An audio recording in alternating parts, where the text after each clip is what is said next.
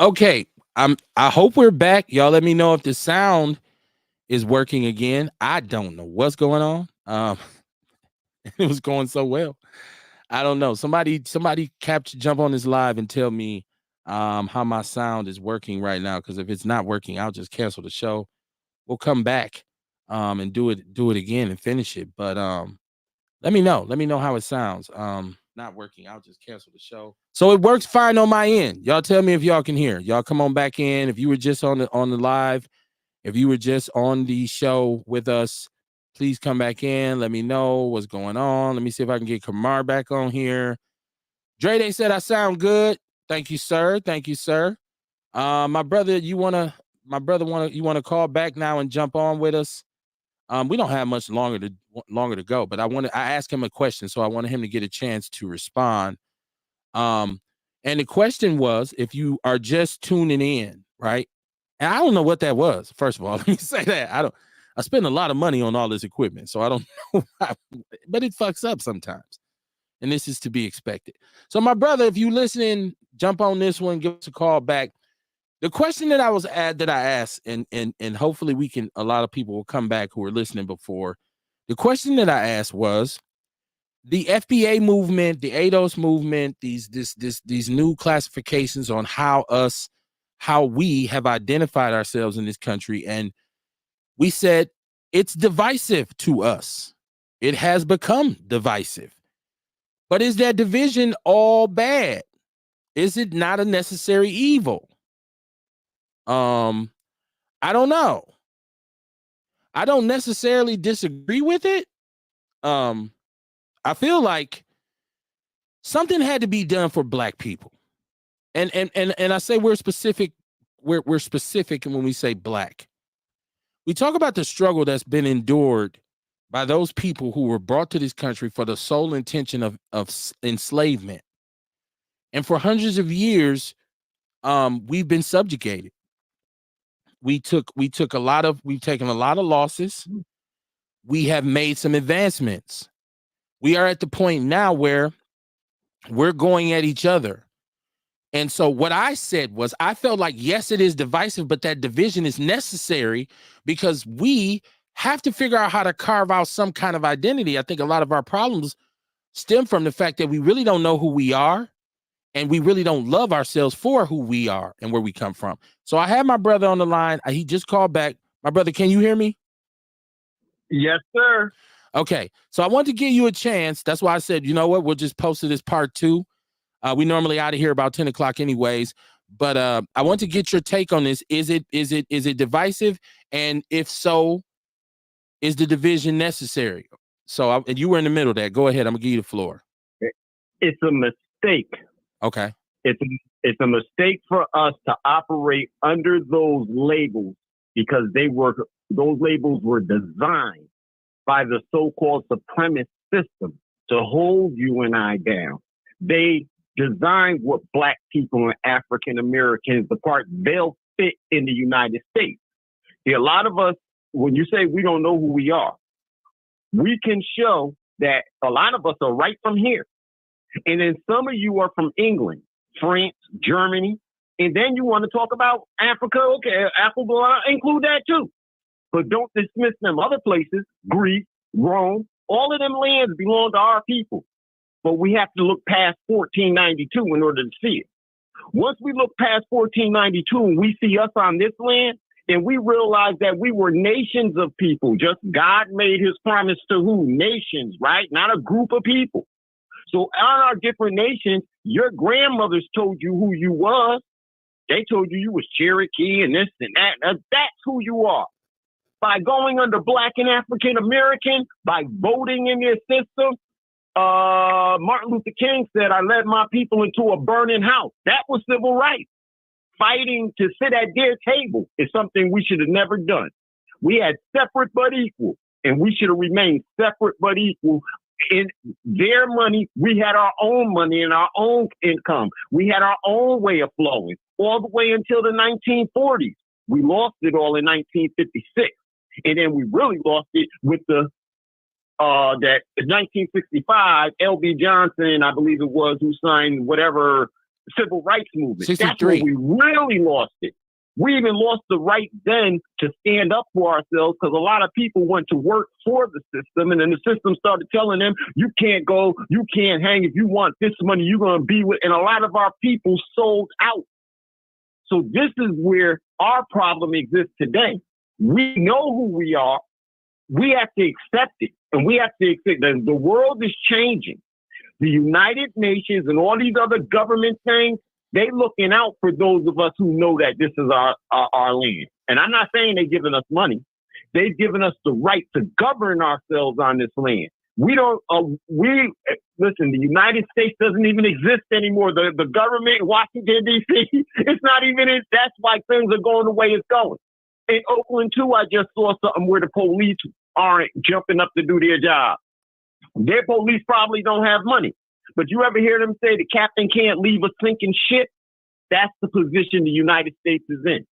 Until you and I recognize that this is our land and our job to govern it, we're going to continue to have these problems. Once we realize it's our job, see, then we can look at our children and be like, yo, you a soldier, brother. How you acting like that? You're supposed to be protecting your mama and sisters. How are you? You see, now we can really hold you accountable because now we can pay you because now we realize the land is ours. We can make our own decisions. Until we realize that and the process is in place, we have to accept it. And a lot of it has to do with Prophet Noble Drew Ali. Not that everybody needs to be in a Moorish Science temple. You could be in your church. You could be a Muslim, anything. You just have to realize the laws that were laid down on this land and that treaties are the supreme law of the land. And the group that signed the nation that signed the treaty for us was the Moors. When they signed it for everybody who look like us. But we have to stay within our customs. When we stay within our customs, we don't become hip-hop gangsters and hip-hop sluts. So hold on. We remain in divine Hold on. who we said we was through religion. Okay, so the first thing is this, because I'm looking at the chat room. And TR, absolutely, I sent Kamar the link. I don't know if Kamar's having technical difficulties. I don't know what just happened. I don't know if some lightning just hit some substation somewhere because we're supposed to have storms. Vince Tony said, what is this brother's name? He's on target. We first need to know, the first thing we need to know is who we are. So how do you pronounce the name? Because I may have mispronounced your name. So I want to know how you pronounce it. Okay, so my whole name is Shamal Garb El Yah. You said it perfectly, brother. Okay. Now, the second thing is this. I guess I speak from a perspective of local, like what I see around this city. And like you, I remember a time, I was born a little bit after you, but I remember a time when our community had this kind of, there was a built-in mutual respect and love that we had for each other for the most part. There were still some dysfunctional elements, but it was a situation where you respected your elders. Most of the time you respected other people's shit, unless you was just really antisocial, right? Yes, sir. But now when I say we don't know who we are, I can tell you unequivocally here in my city, in Milwaukee, we have a large percentage of people who don't know who we are. Case in point, if you ask them, they define themselves by something they heard someone else say. They regurgitate information. Well, we slaves and you're not a slave. You are the descendant of slaves. Now, I don't want to get into a debate on whether or not we're still, because I know we've had that on this show before, but we still slaves, kid. We still, I'm just saying, when you ask my son who he is, he tells you his last name. He tells you who his grandparents were. He tells you that his family comes from the South.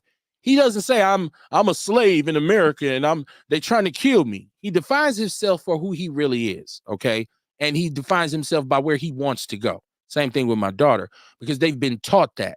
But a lot of kids, if you ask them, now I'm a former school teacher. I've worked with youth for the better part of 24 years, all levels of social services and nonprofits and education. And I've had this conversation with many brothers and sisters when I say, do you actually know who you are? Right now, in my capacity as a certified professional life coach, the first thing I ask a person is, tell me about right now, where you at in your life? What do you want? What's going on? What are your barriers? Most people can't answer those questions. They say, They can tell you, man, it's a racist country. The police kill people.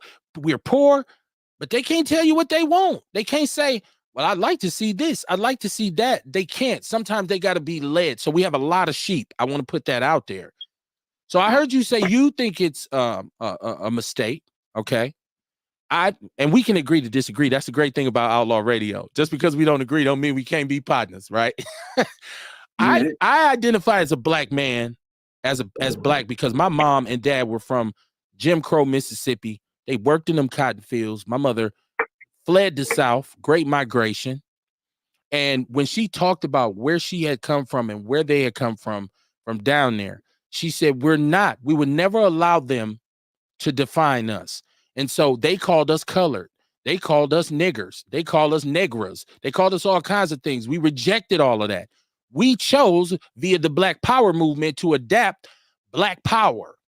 So we started to identify with the term, we are Black Power. And that's why she felt she identified with it. Upon my required research by her, I agreed based on what I learned about the Black Power movement. I said, you know what? We are Black. So I hear you on the technicalities of the definition, but I'm a proud Black American. I'm a proud foundational Black American. And once again, I think it is divisive, but I think it's necessary because I think it's time for Black people to define themselves and stop allowing other people to define us. Okay. So let me get my chat room because when people talk, they are conversing with you. 1964, Lyndon Baines Johnson. That's Jesse Parrish saying when the Civil Rights Act was signed. Thank you, Jesse. Vince says, tell the brother to inbox me. I consider myself a Moorish American. I'm free in my own mind. Okay.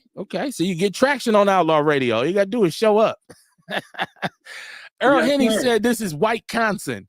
Yeah, it's a lot going on. The state is 86% white.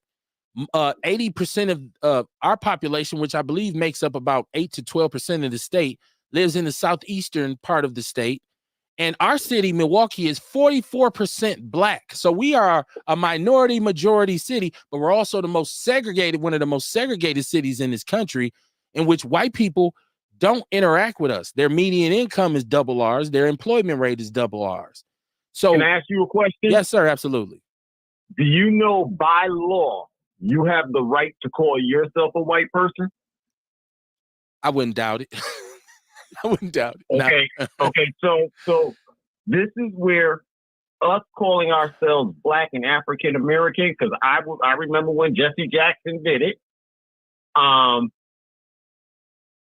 There's a lot of things I can say about it, but let me continue on this right now. Okay.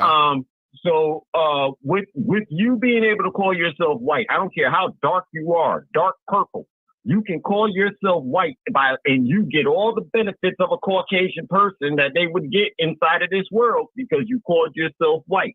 It's when you call yourself Black and African American that you put yourself on the bottom by law. Wow.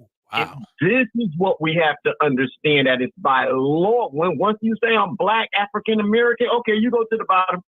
Everything bad belongs to you. All the problems belong to you because you said you are a Black and African American. This is the law on this with these people. But why okay, so why aren't we switching that? Because I hear you about the right to do it. But technically, I have the right to say I'm whatever. I could put I'm Asian on the job application. Because it tells you, well, hold on, because it tells you before you even do it, you don't even have to complete this section of this application. Thank you. And so I could put on there, I'm Indian. I'm from wherever Kamala's people are from or wherever. But the fact is, I'm not ashamed of being a Black man. I want to be defined as a Black man. And I think it shouldn't be automatic negative reaction or elimination of contention for anything. So I'm going to always mark Black. I'm going to say, nah, I'm Black. Because you're going to know when you see me. You're going to know when you have a conversation with me because I don't code switch. And I don't walk a different way around white people. I'm myself 24/7. Now, has it probably eliminated me from some opportunities? I'm sure it has, but I've taken advantage of so many that I'm cool with the number that it hasn't prevented me from gaining access to. So my whole thing is there's no shame in me saying I'm a Black man. I proudly identify as that. I'm very proud of the perseverance demonstrated by my people, overcoming everything we've overcome. That's a source of pride for me. I see no reason to run, duck, and hide or try to play these funny games. It's straight up what they say. We're unapologetically Black. That was our thing a couple years ago. Of course, you know, trends come and go. But our thing a couple years ago is I'm unapologetically Black, and I still stick to that mantra. I'm not hiding it. Look, I tell any white, and I work with a majority of white people, and they'll tell you to the man, Kevin's very proud of being a Black man. He states it in every meeting, wherever I'm at, I'm putting in for us. They say you put on for your city. I'm putting on for us, and not in a way that utilizes a lot of rhetoric. I don't believe in rhetoric, and I don't believe in constantly regurgitating what somebody else said. I got to quote to quote so and so to quote. I know I'm intelligent enough to come up with my own concept. My own, I can articulate my own thoughts. So when I stand on my Blackness, it ain't because Malcolm X told me to. And I talked about my mother explaining it to me, but after a while, she didn't have to tell me. She didn't have to tell me how to define myself. I accepted it.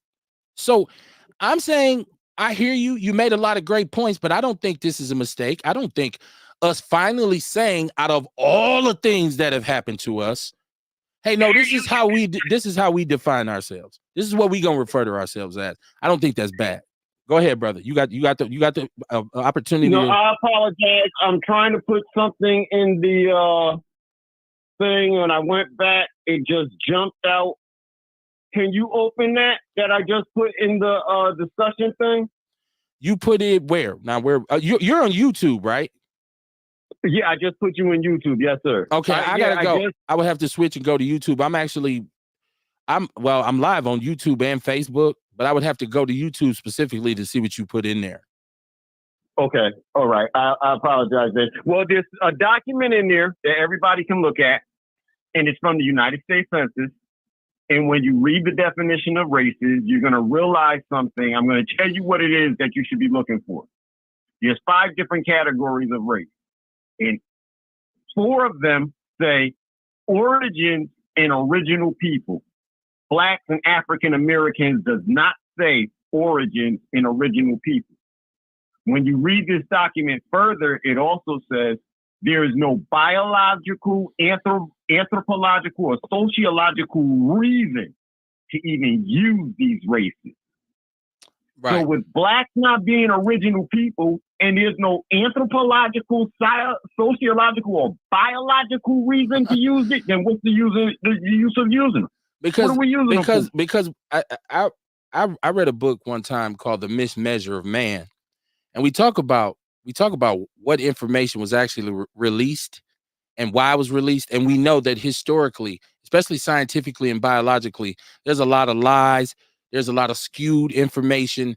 There's a lot. I mean, at one point we operated on the premise that the bigger and heavier the brain, the smarter the person was, and Africans have smaller brains. That was a published biological, anthropological fact for a very long time. And it's just as false as it could be, because those individuals chose to say, hey, we don't want them thinking they're on our level. So the foundation of racist thought is to tell them you're inferior because your brain weighs less than mine. So I should be ruling over you. Now, the whole thing is, once again, Black and African American are 2 different things. They're 2 different things. They shouldn't be, they're generalized and placed together on the application, but they're 2 different things. Because an African American would insinuate that I'm from Africa, but I'm now an American. I have lineage in Africa, but I am American. My family, I can 3-4 generations of American people who were born on this soil. Americans, and due to the practices of slavery, we don't even know really how to break down where we come from in Africa. The only way we can tell is by the melanin in our skin and our features that mirror those of those people who still live in Africa today. So as far as that goes, you know, it depends on what side of the fence you want to stand on. Once again, I take pride in being Black. What's your last name? My last name is Barnes. Barnes. So I'm gonna show you something. By your last name, your people used to tend to the horses and stuff like that, and y'all probably did that in England because Barnes I'm thinking is an English name. Your people were doing that in England. And Well, if you go back to England in the 1100s and stuff, you're going to find out it was run by our family. well, It was hold on. Run by family. Well, when we talk about my family, hold on, because we have to understand this. My family, I know my family history, and I know we happen to get that name from the slave owners who owned us. So we didn't do nothing in England. These white people in Mississippi who owned our family gave us the name Barnes. And as a matter of fact, my family's even gone through litigation because the family that used to own us is still down there. And we've had a land debate with them about some land that they seized illegally in the late 60s because they had the same last name as us, even though my great-great-grandfathers purchased and worked the land. So no, it doesn't come from England. It comes from the white people who owned us in Mississippi as the slave owners of my family. That's where it comes from. And again, I can show where his family coming from England actually owned that land that we're talking about. His family owned it. And these other people, these interlopers who came later, when we start talking about things like the Trail of Tears and stuff, that's how they took his family land. That's how they made his family the sharecroppers on that land, indentured servants on that land. And then they just switched it all to slavery. But that's not what it was in law. When you study the law, you start finding people who look like us who were the slave masters. Wait. You just said, okay. I'm listening to you, brother. This is great, right? Yes, sir. What you're saying to me, and this is our established history as a family. We actually have a family Bible that traces my family back generations. This is why we had an argument in court, because there's proof legally that my great-great-grandfather didn't even purchase the land from this family. They came in fraudulently because of their last name. When you look at the deeds and it says Barnes, they say, oh, we're the Barnes. So some of this land is ours. And due to the fact that it was the time in the late 60s, nobody questioned it. My uncles went back and said, this is foul. And we went back to court.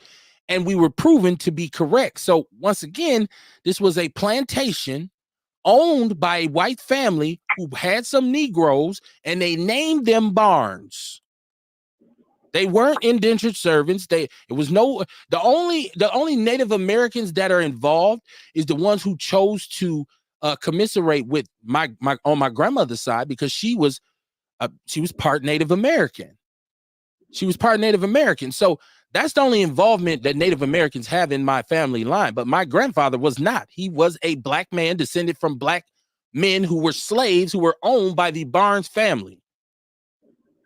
So we did our family history on my father's side. My mother's side is from here. On my father's side, they're from Ireland.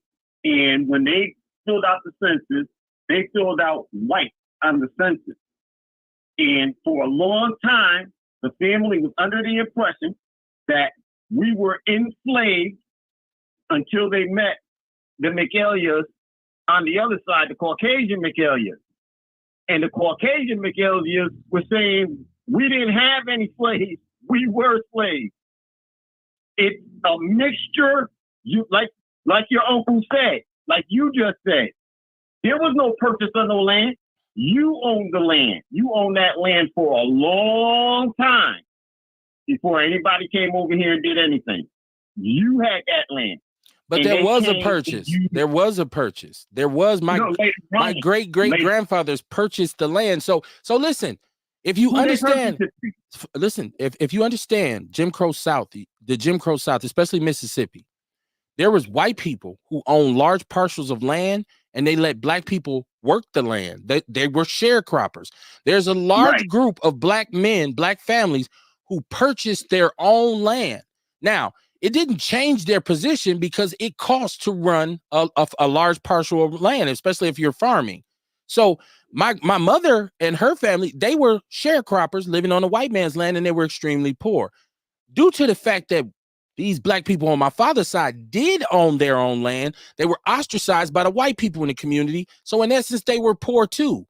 They did everything they could, paying taxes, making sure everything was worked to the correct so it'd be fruitful. They did everything they could just to stay afloat, but they were mistreated because they owned their land. They worked enough, they saved enough money to say, I'm purchasing this. There's deeds that go all the way back to the 1800s that show the purchase of my family land on both sides.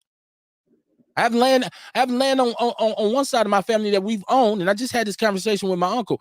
We've owned it for the better part of 200 years. And it's legal. 200 years. Yeah, it's documented. It's documented. It's deeds. It's familiar birthright. We got this is so deep, and it's late on the show. I needed you to call in earlier. Now let me get this chat room before I get out of here, because I want to shout out everybody who jumped back in with us, because the shit did go bonkers. And I don't know what happened, and I lost Kamar. So I just said I'll come back and do part 2, because I had this brother who was very patient and very respectful of the platform, and I want to be able to hear his opinion. Earl Henny, shout out to Earl Henny. He said, I'm going tomorrow. I'm gonna put white on my driver's license. Tiarsha Arthur said, ask the caller, if I say I'm Caucasian, what happens when they look at me in person? But she said, I'm proud to say I'm a black woman. You're not saying Caucasian, you're just saying white. Okay. And there's nothing they can say about it, because it just means you're divine. Except for why you lie. Shabaka says, speak, Kevin. Ask him about the Black Panthers. Hold on, let me get through all my chat room before we might can close on that. Jesse said he's still unapologetically black. Earl's putting white on his ID too in the morning. He said, ask him about what the police department calls us. Let me see. Jesse's in there. He says, I'm in the chat. I don't see it. I can't post the link in the chat unless you are moderator. That's one of the reasons why I've been asking for wrench, Kev, so I can do it. You're saying I have to make you a monitor on YouTube? I'm totally ignorant to YouTube. I'm telling you. That's why I don't. And that's why our numbers, if you go on YouTube, you say, God damn, compared to our numbers on Facebook, I don't. And it's something that I have to do. I got to put more focus on YouTube. But YouTube is like a three-ring circus to me. It's so much clown shit on YouTube. I just watch it and get entertained. Like it's so much on YouTube. I'm just like, this is a jungle. Shabaka. He said you're an integrationist. He said we are diasporic Africans. Well, you talk about the diaspora, right? He said that dude is lost. Those was the slave traders who owned us. Earl said Henning, Tennessee is where his name comes from, because he's from Henning, Tennessee. I know Earl's family. This is very true. I've spoken with Big Larry about that many a times. He's talked to me about Tennessee. Rest in peace. Shabaka said the Trail of Tears was Chief Joseph people, the Nez Pierce. He says dude needs to read Malcolm X. He said let dude get stopped by the LAPD and they will enforce what he is. I respect dude, but I minimize my conversation with him. I have a conversation with a drunk llama. It don't even matter. I love conversing with my people, no matter how they feel. It doesn't matter. Jesse says, yep, my family was sharecroppers in South Carolina. Dion said, man, what happened, Kev? Dion, I went back with part 2 because the audio got screwed up. And I don't know why, because all my equipment is A1. I don't know. I don't know what's going on with that. Dion said, I'm a proud black man. Jesse said, yes, Kev, on YouTube. I think he was talking about the level of clownery that I see. And I love YouTube. He said, Shabaka said, fuck YouTube. Look, I love YouTube. I watch more YouTube than I watch regular TV. But a lot of what I'm watching on YouTube is old school music. Like I'm not paying for no downloads. I ain't subscribed to no Apple Music. I will find that shit on YouTube and listen to it. I got a Bluetooth speaker. It's just like listening to the radio. I got some commercials pop up here and there, but I'm jamming. I fucks with YouTube. God, man. Tell the truth.